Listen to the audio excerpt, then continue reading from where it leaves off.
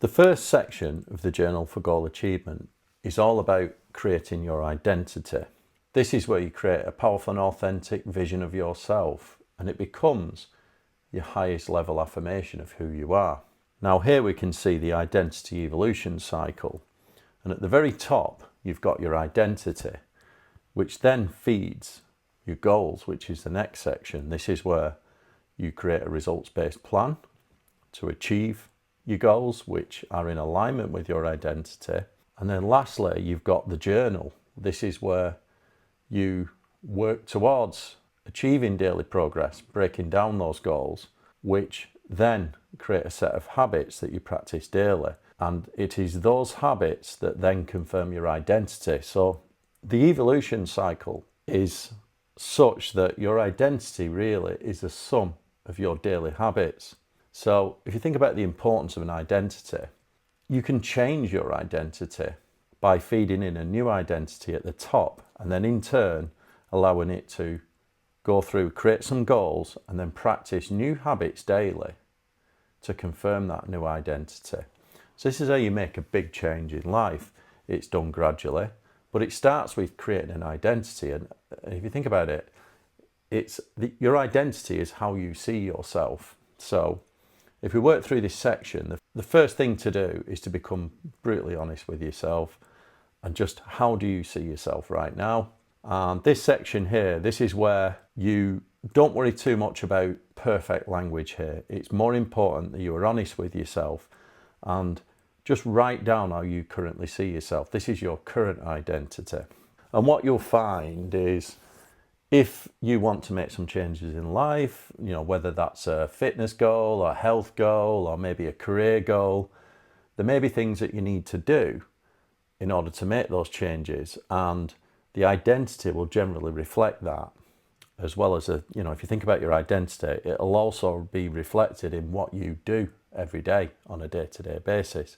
So the main thing about this section is to really try not to write anything down of how you would like to see yourself. This is just how you currently are. So first, write down how you see yourself currently without thinking or trying to put anything down that describes how you would like to be. That's in the next section. And then after you've created that current identity in this section here, how I see myself, the next thing to do is think about what are your areas of strengths and weaknesses. Just write them down. Right, don't worry about the accuracy here. It's just a place to get some ideas out. So we're now going to look at how you can create a new identity. Just take some time, sit down, really think about what you would want in terms of your identity. And when you're creating an identity statement, it's almost like an executive summary of what you stand for and what your vision is. And there's a great example here. What you really want to aim for is, say, 2 or 3 lines or 2 or 3 sentences or one long sentence that kind of captures everything, but doesn't go into too much detail. So we're not looking for paragraphs and paragraphs. We are literally looking for a few lines. I want to be known for mentoring young entrepreneurs, helping them build businesses that align with their passions whilst achieving financial freedom and leading a balanced and peaceful life. There's quite a lot in that. Obviously, you can see that there's a professional element about coaching there. They want to help people, this person, and also achieve their own financial freedom whilst also leading a balanced and peaceful life. And peacefulness is something that I can really relate to because this is in my own identity. I'll explain my identity, which I had for a very long time. I want to be remembered for the products and software that I add to the engineering industry. I want to build a successful multi-generational family and do all that whilst being at peace. So I can resonate with this example here, being peaceful. So this is where things like mindfulness, meditation, gratitude, all of them things feed into the peace, but you've also got the professional element here. So if you think about all the ideas that you've got when you've looked at your strengths and weaknesses in the previous page, what you want to do here now is write down a bit of a vision for your personal life and also your professional life.